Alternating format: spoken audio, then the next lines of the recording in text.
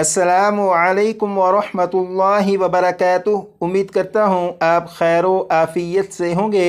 आसान और मुख्तसर तजवीदुल कुरान कोर्स की अल्हम्दुलिल्लाह ये क्लास नंबर 37 है और क्लास नंबर 37 में इन 7 हरूफ के बारे में पढ़ेंगे।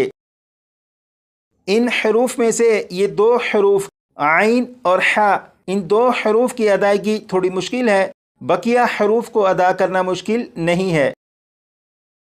ये 2 हरूफ हमज़ा और हा, ये 2 हरूफ हलक के नीचे वाले हिस्से से अदा होते हैं।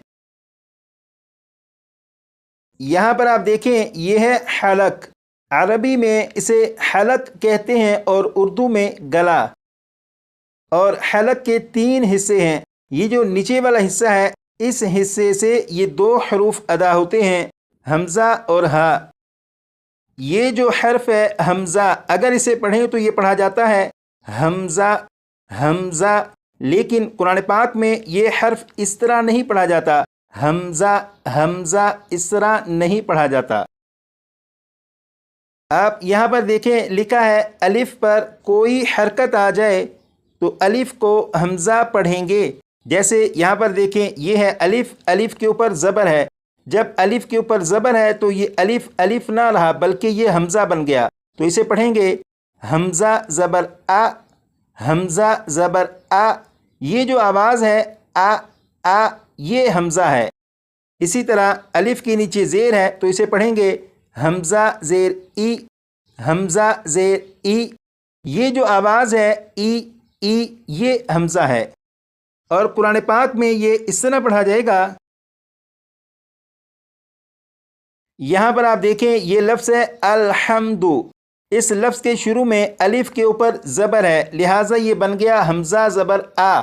तो इसकी जो आवाज़ होगी वो ये होगी अलहम्दु। तो शुरू में ये जो आवाज़ है अल आ, ये हमज़ा है। इसी तरह इस लफ्ज़ को देखिएगा, ये लफ्ज़ है इय्याका। इस लफ्ज़ के शुरू में अलिफ और अलिफ के नीचे ज़ेर है, ये बन गया हमज़ा ज़ेर ई। और ये जो आवाज़ है इय्याका इय्याका ई, ये जो शुरू में ई, ये आवाज़ है, ये हमज़ा की आवाज़ है। तो ये जो हमज़ा है, आपको मालूम हो चुका कि कुरान पाक में ये किस आवाज़ के साथ पढ़ा जाता है कि अलिफ के ऊपर अगर ज़बर ज़ेर पेश या कोई हरकत आ जाए तो फिर वो हमज़ा की आवाज़ देगा। हमज़ा की इसके अलावा भी कुछ तफसील है, अब उसकी तरफ चलते हैं। अब यहाँ पर देखें, लिखा है अलिफ पर जज़्म आ जाए तो अलिफ को हमज़ा साकिना पढ़ेंगे। हमज़ा साकिना को हमेशा झटका देकर पढ़ते हैं। इसका मतलब ये है कि ये है अलिफ, अलिफ के ऊपर जज़्म। जब अलिफ के ऊपर जज़्म हो तो फिर इस अलिफ को अलिफ नहीं पढ़ेंगे बल्कि इसे हमज़ा साकिना पढ़ेंगे। अब यहाँ पर अलिफ के ऊपर जज़्म है, लिहाजा ये हमज़ा साकिना है। और कुरान पाक में हमज़ा साकिना सिर्फ इस एक शक्ल में नहीं बल्कि मुख्तलिफ शक्लों में आपको दिखाई देगा। जैसे यहाँ पर आप देखें, ये है अलिफ, अलिफ के ऊपर जज़्म है तो ये भी हमज़ा साकिना। यहाँ पर ये हमज़ा है, हमज़ा के ऊपर जज़्म है, ये भी हमज़ा साकिना। यहाँ पर अलिफ, अलिफ के ऊपर हमज़ा और जज़्म, ये भी हमज़ा साकिना। यहाँ पर वाव, वाव के ऊपर हमज़ा और जज़्म, ये भी हमज़ा साकिना। यहाँ पर या के ऊपर हमज़ा और जज़्म, ये भी हमज़ा साकिना है। तो कुरान पाक में आपको मुख्तलिफ शक्लों में हमज़ा साकिना दिखाई देंगे। ये 5 अल्फाज लिखे हैं, इन 5 अल्फाज में हमज़ा साकिना की ये 5 मिसालें मौजूद हैं।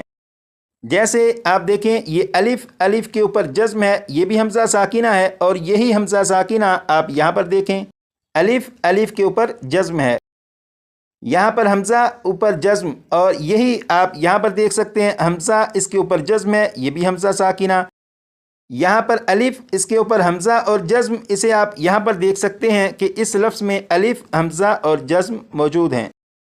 इसी तरह आप इन दोनों को इन दोनों मिसालों में भी देख सकते हैं।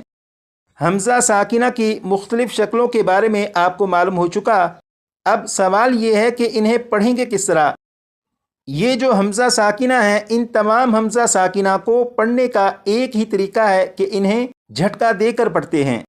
جیسے یہ لفظ ہے، اسے پڑھیں گے مأکول مأکول، تو یہ جو شروع میں آواز ہے م یہ جھٹکا دے کر پڑھا۔ اسی طرح یہ لفظ ہے بئسا بئسا، شروع میں یہ جو آواز ہے ب یہ جھٹکا دے کر پڑھا۔ اسی طرح آپ یہاں پر دیکھیں، یہ لفظ ہے، اس لفظ میں یہاں پر واو کے اوپر حمزہ اور جزم ہے، لہٰذا یہ بھی حمزہ ساکنہ ہے، اور اسے پڑھیں گے یؤمنون یؤمنون، تو یہ جو پڑھا گیا یہ جھٹکا دے کر پڑھا۔ حمزہ کے بارے میں آپ کو معلوم ہو چکا کہ قرآن پاک میں کن کن حالتوں میں کس طرح پڑھا جاتا ہے، اور یہ جو حرف ہے ہا کی ادائیگی بہت آسان ہے۔ ہا حلق کے نیچے والے حصے سے ادا ہوتا ہے، اور جب اسے پڑھیں گے تو آواز ذرا بھاری ہو، جیسے ہا ہا ہا، 4 مرتبہ پڑھے گا۔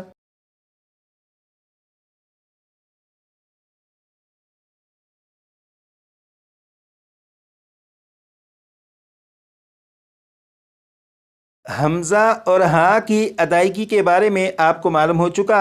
اب الف کے بارے میں، الف کو اس کے مخرج سے ادا کرنا بالکل مشکل نہیں۔ الف کا مخرج ہے جوف دہن، یعنی منہ کا خلا، مطلب منہ کی خالی جگہ سے الف کی ادائیگی ہوتی ہے۔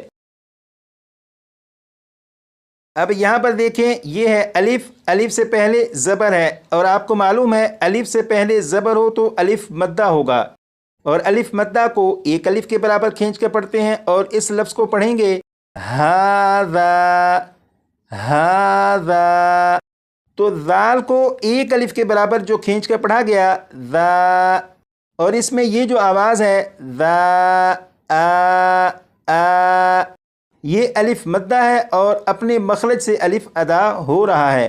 اگر آپ یہاں سے الف کو ہٹا دیں تو پھر یہ بن جائے گا ہاذا ہاذا۔ اب آپ غور کریں کہ ذال پر جیسے ہی پہنچے تو آواز ختم، لیکن اگر ذال کے بعد الف لگا کر پڑھیں تو یہ بن جائے گا ہاذا۔ تو ذال کے بعد یہ جو آواز آ رہی ہے ذا آ، یہ الف مدہ ہے اور الف اپنے مخرج سے ادا ہو رہا ہے۔ اسی طرح یہ لفظ ہے کانا کانا، یہاں پر کاف کے بعد الف ہے اور اس کی آواز یہ ہے کا آ، یہ الف مخرج سے ادا ہو رہا ہے۔ اگر آپ یہاں سے الف کو ہٹا دیں تو پھر یہ بن جائے گا کانا کانا، لیکن اگر کاف کے بعد الف کو لگائیں تو پھر یہ بن جائے گا کانا کانا۔ تو کاف اور نون کے درمیان جو آواز ہے کا آ، یہ الف مخرج سے ادا ہو رہا ہے۔ حمزہ، ہا اور الف، ان 3 حروف کو ادا کرنے کے بارے میں آپ کو معلوم ہو چکا۔ ان کی آپ اپنے طور پر بھرپور پریکٹس کر لیجیے گا تاکہ ان حروف کو پڑھنے میں مزید بہتری آ سکے۔